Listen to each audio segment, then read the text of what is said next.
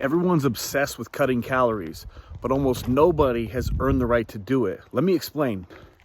Everyone tells you gotta be in a calorie deficit to lose weight. And of course, from a thermodynamic standpoint, you gotta be in a calorie deficit, right? But it's not always the first step in a fat loss or a weight loss journey, right?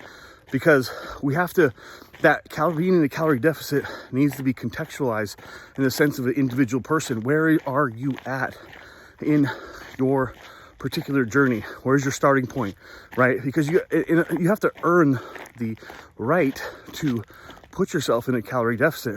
And what do I mean by that? Well, you have to make sure you got energy and resources on board to start cutting resources to lose weight. A lot of people are chronically stressed. They actually don't have the energy reserves on deck in their body to meet the demands that are being placed on them already.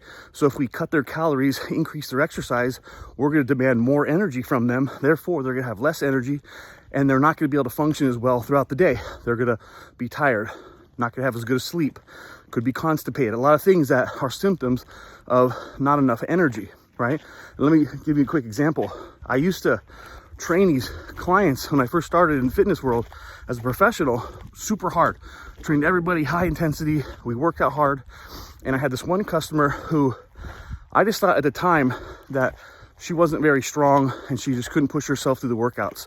At the time, you know, she's a mother, a school teacher, and I didn't know what I didn't know at the time about energy resources and meeting someone exactly where they're at. I just assumed we work out hard and, you know, do a calorie deficit and you're going to lose the weight.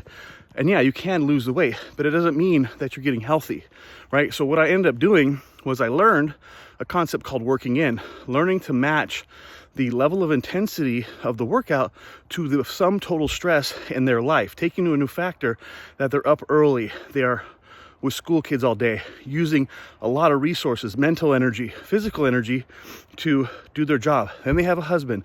Then they come home, they have a young child. They could be up late at night. All these things are dipping into their energy resources. Therefore, they don't have the energy to push hard in the actual structured workout. So what I ended up doing was saying, you know what, forget it.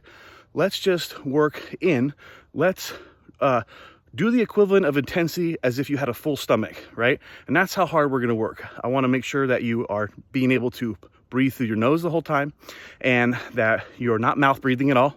And as we start to apply this principle, meeting them where they're at, less intense exercise, more focus on recovery, sleep, hydration, nutrition, the things that are gonna cultivate energy, all of a sudden, she actually started to lose weight. She started to enjoy the workouts instead of dreading the workouts. She started to feel better. And lo and behold, as we kept going down this journey, we were able to get back to working out hard. But she ended up losing 15 to 20 pounds without even trying because we addressed a deeper issue, which was the lifestyle imbalance and the sum total stress of her life. And that way, now she knows what to do, how to take care of herself, and she feels much better. So next time you're going to try to lose weight, look at your total stress in your life and see what kind of intensity you may need, other factors that you may need to address first so you can earn that right to go into a calorie deficit safely and actually have the energy resources on board to make that cut or that weight loss journey more effective and not tank all your energy, your thyroid, and all your repair hormones. Anyway, hope this helps.